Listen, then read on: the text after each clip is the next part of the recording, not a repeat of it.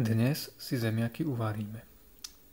Budeme potrebovať zemiaky, škrabku, misku s vodou a nejaký priestor na šupky. Začneme tým, že zemiaky očistíme. Počas čistenia vkladáme zemiaky do misky so studenou vodou. Pokiaľ máme očistené potrebné množstvo, tak zemiaky ešte umyjeme v studenej vode od prípadných nečistôt. Tak, zemiaky sme umyli od prípadných nečistôt a následuje krájanie. Zemiaky krájame na hranuly a po nakrájaní ich vkladáme do pripraveného hrnca s dostatočným množstvom vody. Ak sa vyskytnú nejaké nečistoty na zemiakoch, tak ich ešte vykrojíme. Zemiaky nakrájame na primeranú veľkosť, aby sme ich nemuseli príliš dlho váriť.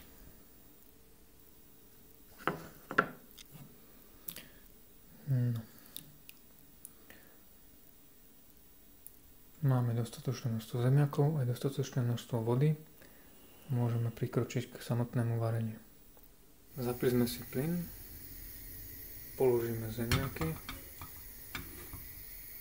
a nájdeme si ešte pokrievku. Pokrievka samozrejme nie je nutná, no pokiaľ ju použijeme, tak sa nám zemiaky uvaria o čosi rýchlejšie a ušetríme nejaké tie energie. Tak, zemiaky teda máme na sporáku. Počkáme, kým nám zovrú. Pripravíme si zatiaľ lyžičku, pretože počas samotného varenia sa nám bude na povrchu vytvárať pena, ktorú je lepšie vyhodiť. Lyžičku mám pripravenú, pena sa nám zatiaľ nevytvára, potrvá to chvíľku, možno do 5 minút, to si potom ukážeme. Zemiaky od zovretia varíme približne 10-15 minút.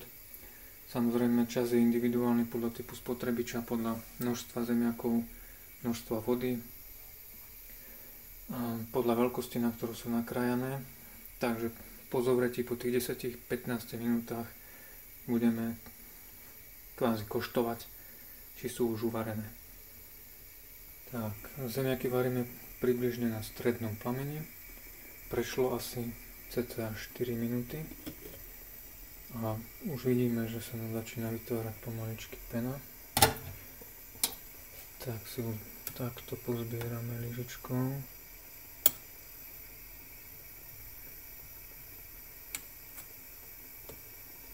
Pena nie je na závadu, no vykypiť by nám určite nemala. Tak.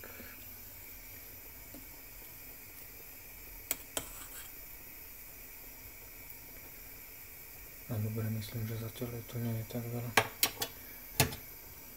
Nejaký si opäť prikryjeme. A keď sa nám vytvorí väčšie množstvo peny, opäť rovnakým spôsobom penu odstránime.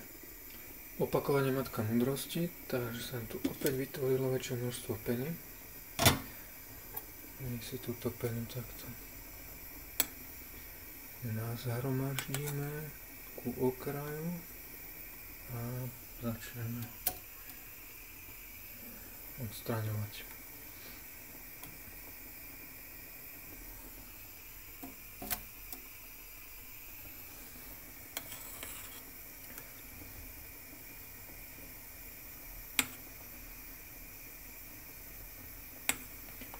Princíp je asi podobný, ako keď hasiči odstraňujú ropný únik v rieke, v jazere.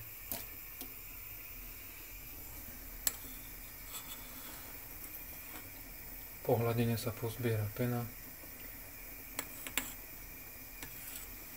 a pozerám, že zemiaky sa nám už začínajú variť.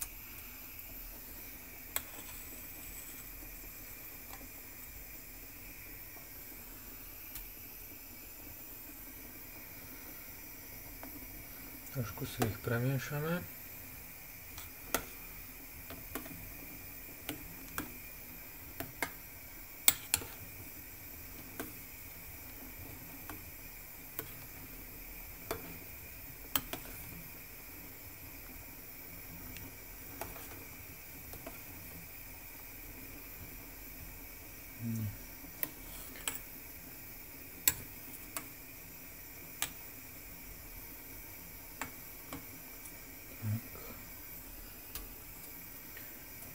Dobre, takže zemiaky sa nám varia.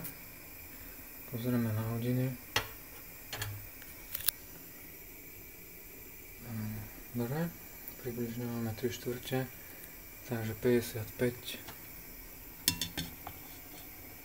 Nezakryjeme si to už úplne, až nám nevykypí pena. Približne za tých 10 minút, počas ktorých budeme ešte odstraňovať určite penu. Zemiaky skontrolujeme, či už dostatočne zmekli, a teda či sú už uvarené. Zemiaky sa nám dostatočne začali variť. Tak toto vyzerá, keď kypí pena, preto iba odstraňujeme. Tak trošku stíšime plyn.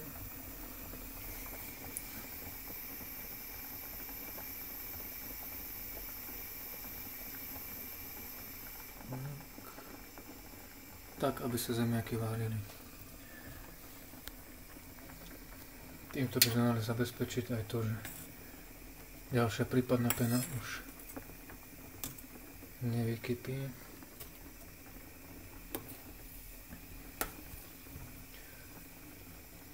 Tak.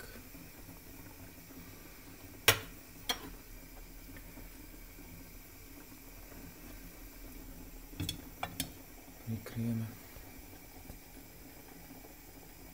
Ja osobne nie som nejakým zastancom soli a solenia pri varení, nejakého prehnaného, ale teda pridáme si tu počas varenia primerane aspoň štipku soli. Tak. A premiešame. Zemiaky sú samozrejme chutné aj bez toho, aby sa solili.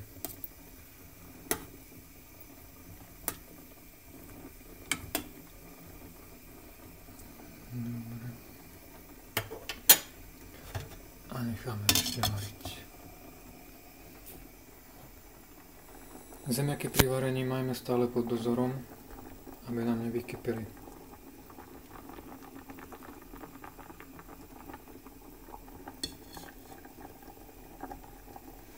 Tak, zemiaky sa nám varia približne 12 minút. A ideme zistiť, či už sú uvarené, hotové. Najlepšie použiť vidličku, vybrať nejaký zemiak, do ktorého pichneme. A už sú mäkké. Takto najlepšie zistíme, či sú uvarené, či nie sú príliš tvrdé, prípadne či už nie sú rozvarené. Vyberieme si nejakú vzorku, napríklad tento. Nič, ty si už šiel, tak poď ty. Tak. Trošku ochladíme.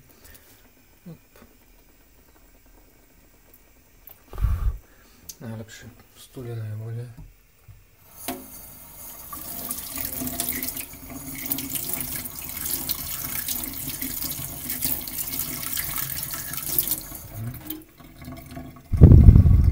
Opatrne vyskúšame. Ochutnáme zemiak.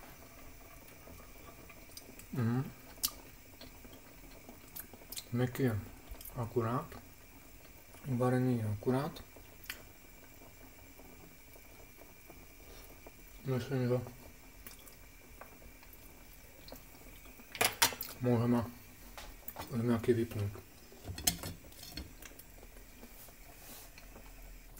Tak. Zemiaky po uvarení precedíme. A prebytočnú vodu teda vylejeme. Zemiaky som precedil, prebytočná voda je vyliatá.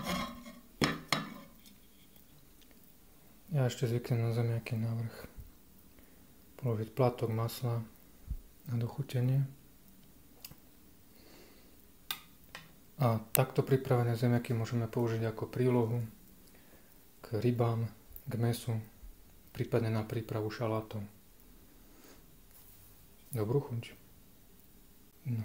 Maslo sa nám pekne rozpustilo, zemiaky voňajú. Doma rád potom slanšie, tak si zemiaky ešte dosolí. Kto nie, tak tá štipka soli pri varení postačí.